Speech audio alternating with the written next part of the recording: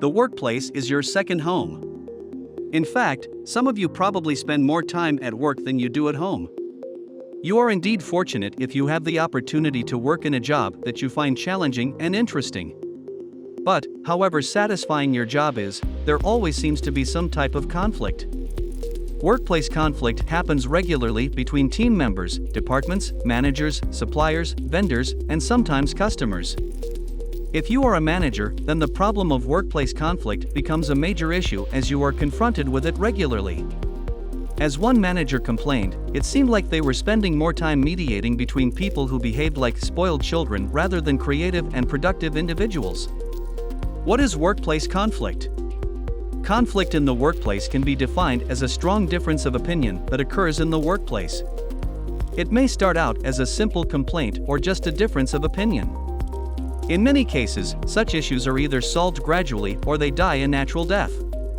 However, statistics show that these differences are consuming a large portion of a manager's time and happening more frequently. These situations may escalate to such a degree that the two concerned parties can no longer work together. They begin to object to the ideas and functions of one another purely on the basis of personal bias.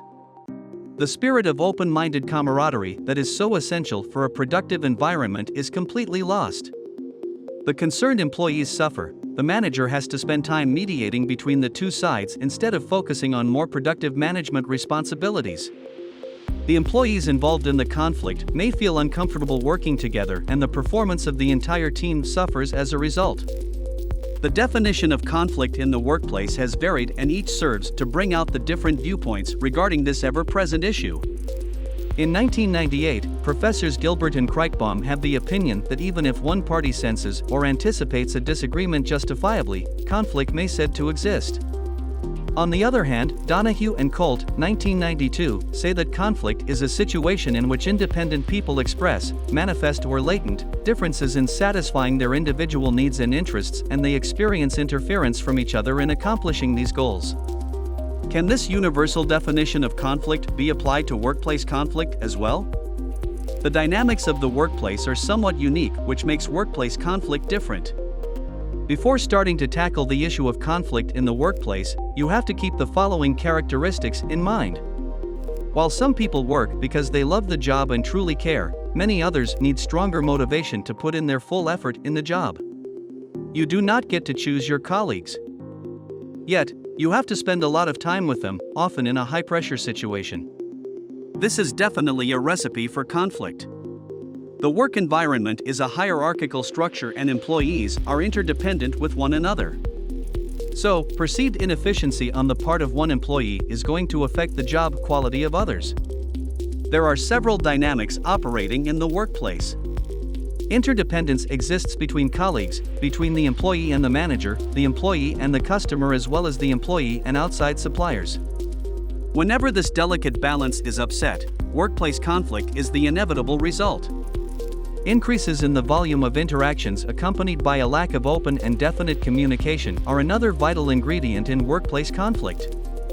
People with different personalities, cultures, and styles must often work together in an interdependent way. Personality clashes, as well as a clash of ideas, consequently set the ground for workplace conflict. The result of all the above factors can cause a disruption of work environments and the creation of workplace conflict.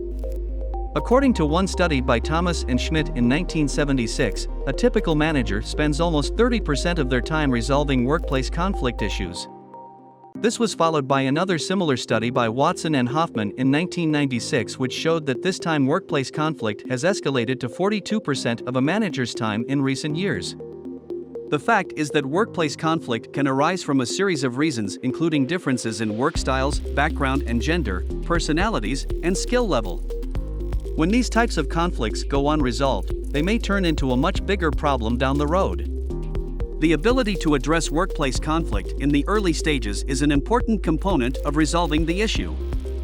Unanswered or unmanaged conflict can escalate and can disrupt an organization's growth as workers start spending more time entrenched in conflict than they do working on organizational goals.